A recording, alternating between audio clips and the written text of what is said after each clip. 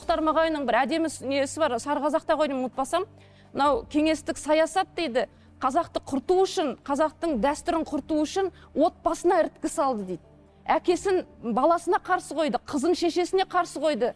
Жаңағы бауыр мен бауырды бір-біріне, біреуін ақ, біреуін қызыл қылып, бәрін қарсы қылып қойғаннан кейін, ішке іріткі түскеннен кейін не біріне бірі сенбейді, не бірін бірі сүйемейді, не біріне бірі ешқандай жылылық көрсетпейді. Содан кейін жан-жақтан анау көрсе анаған, мынау көрсе мынаған, барлығына жаңағы біреу жыл сөз айтса, жаным деп айтса, жалп ете қалатындай жағдайға түсті, өкінішке қарай.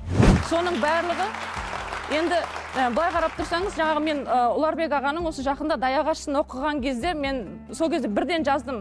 Міне қыздар, мен айтқан сендерге осы уақытқа дейін айтып жүрген қазақта феминизм деген ұғым сөз болмаса да ұғымның болғанын, қазақ қыздың құқығын қаншалықты қорғаған, міне мына кітапта дәлел тұр деп. Табиғи қазақи феминизм. Әрине, кәдімгі ол даже қазақи деп айтпай-ақ қойсақ та адами гуманизм болған кәдімгідей.